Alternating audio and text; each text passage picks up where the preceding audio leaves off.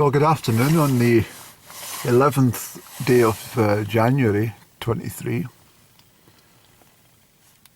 I was doing a little vlog about 1:15 this morning. I don't know if I'll load it up. I'll see. It's a kind of wrapping up type of vlog. I sometimes do that. I sometimes make a dual type vlog, and the reason for doing that, of course, is just one for the record on how I've been feeling, and also one maybe just to put up as with humorous intent. I think the weather today kind of suits my mood in some respects. I've been giving a lot of thought. I mean, I was going to mention about up and down, and it's 4 weeks tomorrow since I last reached out to see if she needed any help with her mortgage on that Georgian mansion, but she declined the offer because, well, who knows.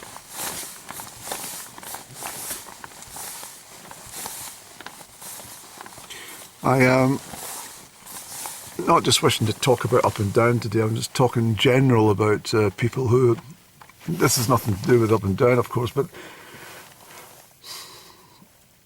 people who fall from grace in life. None of us know entirely what's ahead of us, and that's for sure. So what may become me one day is anyone's business, but certainly, like maybe viewing a friend or something, who's who at one time had it all. I'm talking everything. The good background education, the proper upbringing, good looks,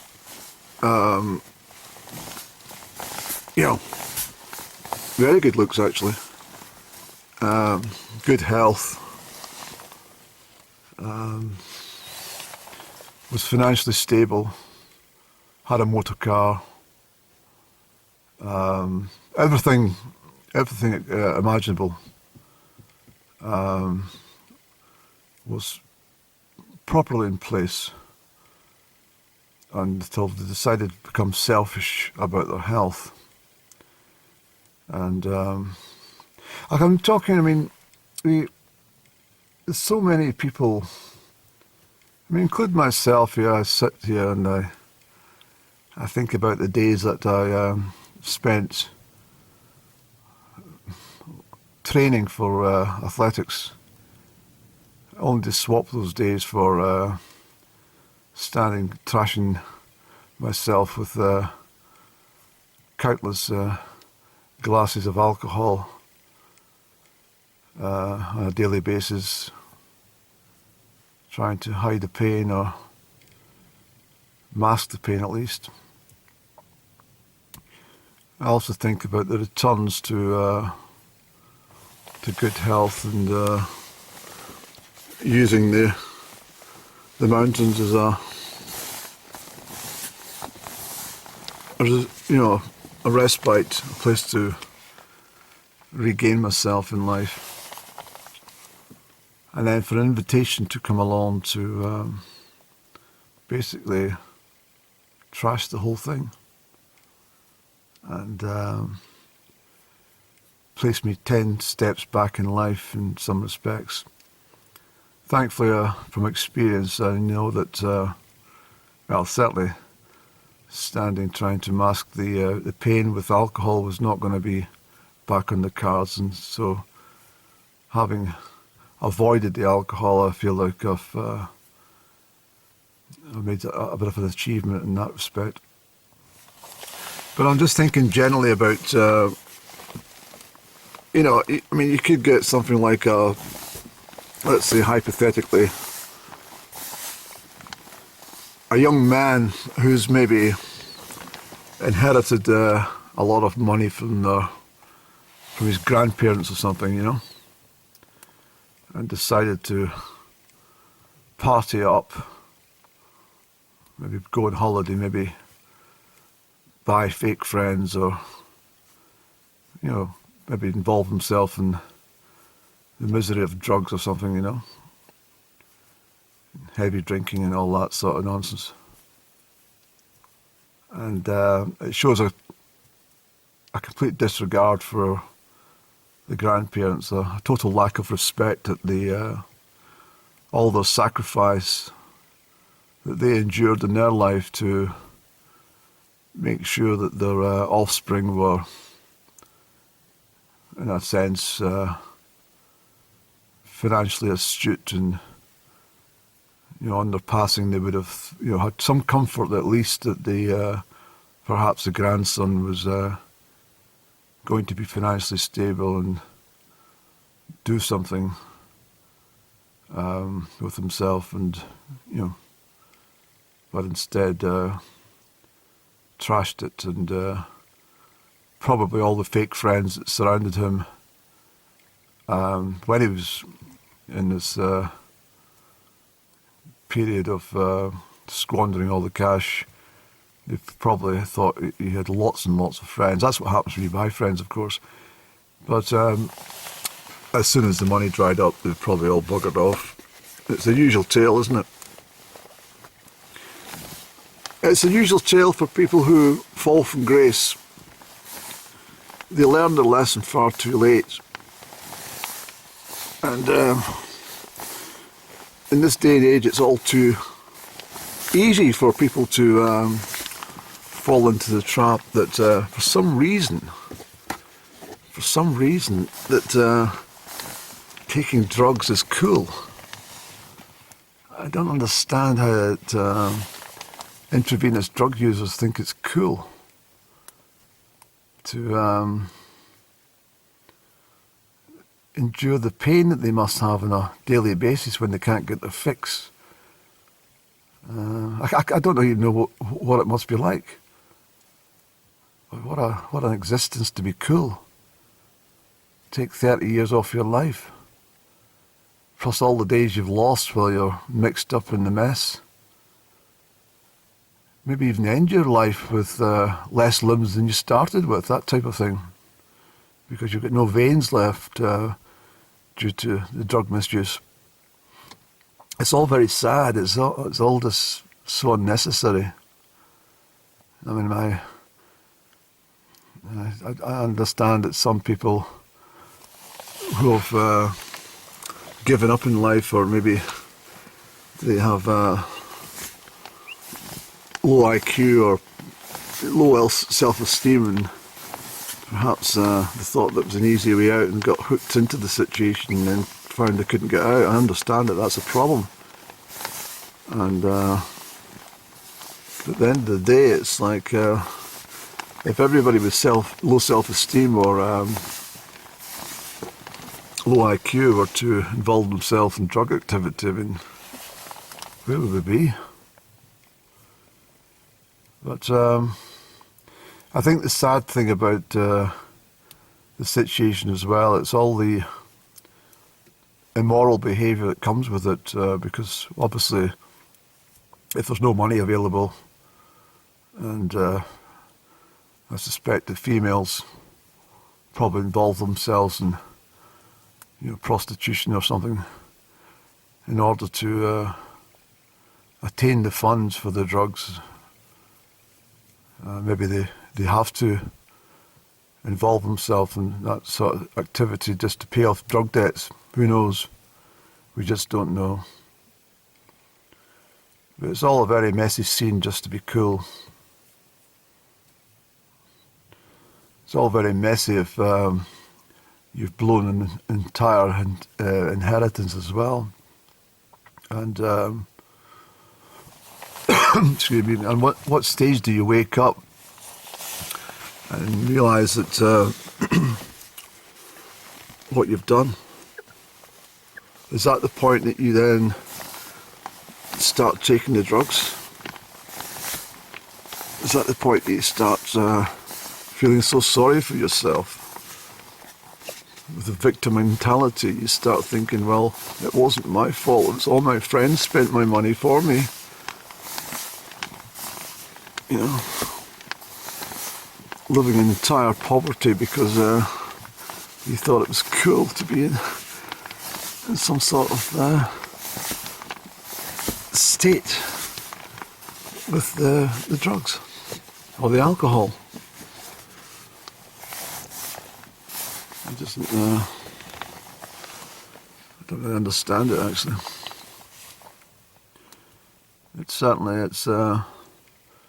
It's very sad if it's someone close to you, for example. Maybe I'm not suggesting at any moment in this conversation that I'm referring to anybody particularly that I know. Far from it. But I'm just drawing comparisons about you know, people who can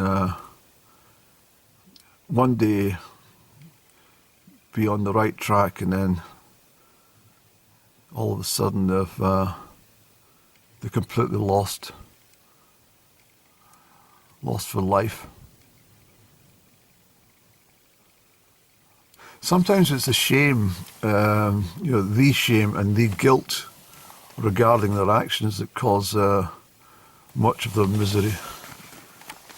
When they, you know, speaking hypothetically again, say the chap has realised that his grandparents were very, very kind and very loving and very warm, and they certainly didn't deserve to know that, that this was the end result of all their sacrifice. And it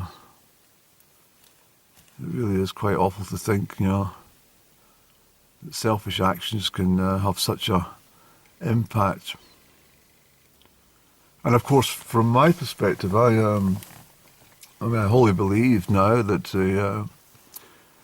as I have done for probably for quite a long time, if I wanted to be perfectly honest, that everything is seen from the other side anyway.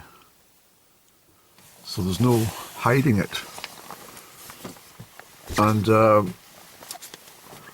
so hypothetically speaking, this chap might not be in a position that he may well make prayers or apologise under his breath for his actions. And I mean, that may well suffice. He may well ask for forgiveness and ask for everything to be redeemed before he passes over to the next side himself and meets his grandparents for the first time and possibly has to explain it all to them. But life is life, isn't it? It's a good life. It's a very good life, actually. It's a very special gift. And I don't understand how so many people choose to deny themselves the best possible life. Especially when they started off so well in life. They had a good grounding to begin with. And they didn't have any health concerns, nothing, you know, there's nothing major health-wise, but they chose to then make themselves ill because of alcohol or drugs, or just not looking after themselves because they spent all the money in drugs and they didn't have any money for food, so they end up eating bags of fucking crisps or something. It's just a mess for people, isn't it? But I'm not here to lecture anyone, really. I'm not here to judge anyone. Those who judge will be judged, sort of thing. But I just think it's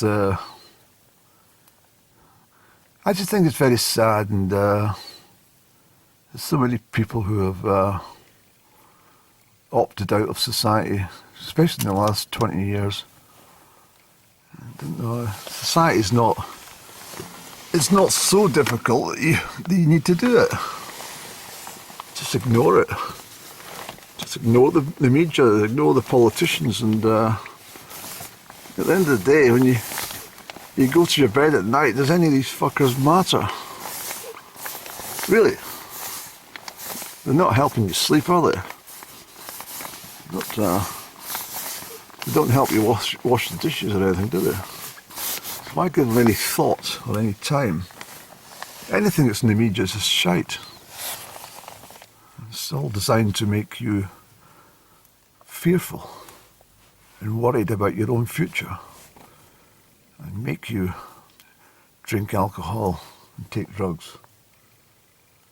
And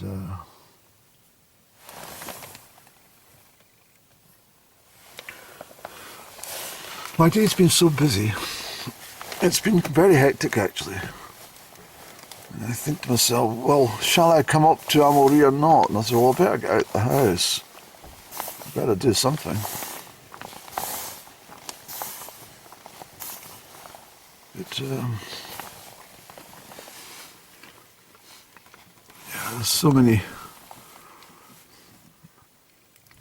many individuals, I think, in the last number of years that have sold their souls out. I don't know why, but they seem to have... well, I think in the book of Daniel,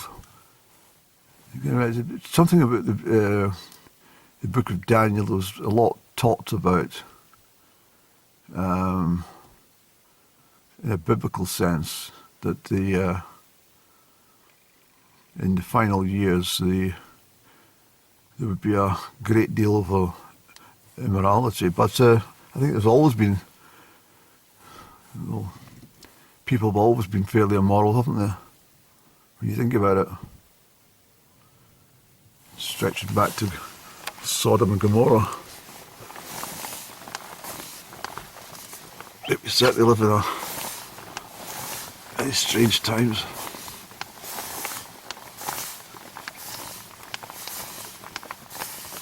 You know,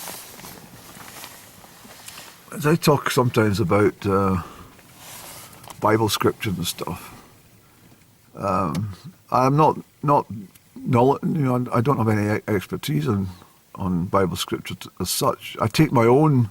This is what the Bible's for. It's reading it and taking what you want from it. That's my perception of reading the Bible. You don't take it literally. You take it where the meaning has it. I mean, for example, when Jesus fed the 5,000, I think it's in the book of Matthew, I'm not sure, but I'm sure it is. It's with the fish and the bread, but he fed the 5,000 people apparently. He done it more than once. I think he'd done it with 3,000 people as well at some point, but that is not in reference to Jesus taking a loaf and splitting it 5,000 ways. That is, at least in my opinion, it's opening a cupboard in the house when you're skint, when you've got nothing, or you're maybe a bit poorly, you can't get to the shops. So you open the cupboard and you think there's nothing to eat. But if you spend a little time just gathering a few ingredients, you'll find you've probably got the most fantastic meal in front of you ever imagined. So that's where I think that the feeding the 5,000 comes from. And so I take that into a modern context. And yeah, and I talk a lot. I mean, let me just clear this windscreen for a slight moment.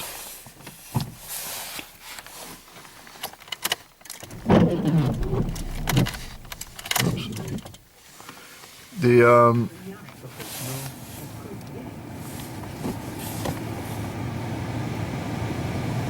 The situation in regards to the looking at the tree out here through this mist, the windscreen, and the landscape is because before there was any written scripture, this is all we had. This was scripture. This, in my opinion,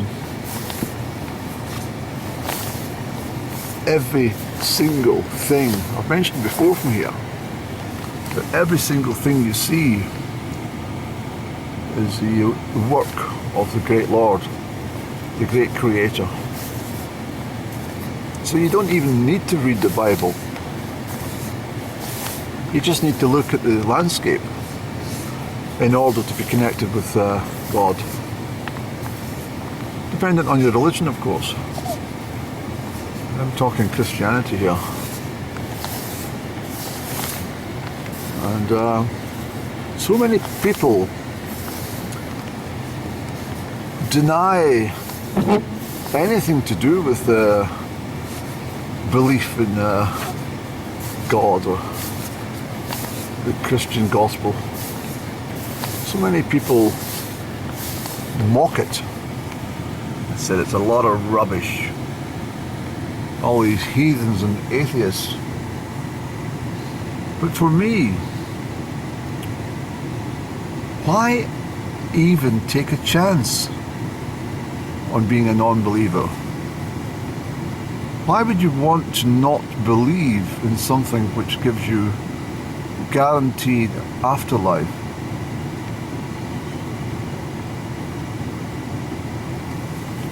Why would you not want to be accepted into a place which is filled with the grandest day that you've had on earth every day for the rest of your existence?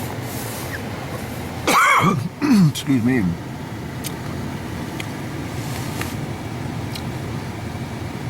I don't suppose you get much heavenly thoughts when you're lying on the couch holding your stomach, sweating profusely, retching and coughing because you don't have any drugs. That sounds more like hell to me. Hell on earth.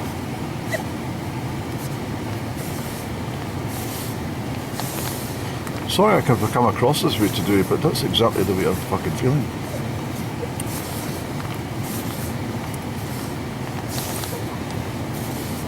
It just annoys me that so many people give up so easily. It's a bit cowardly actually to give up that easily. Life's not working out for me, I may as well just become a fucking drug addict.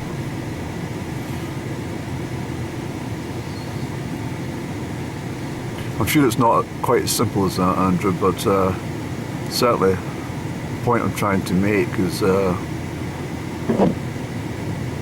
plenty of help and assistance out there to remove yourself from that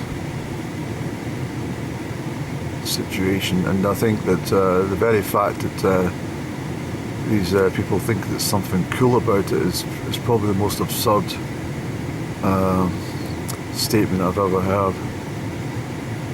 Yeah, it's really, really cool.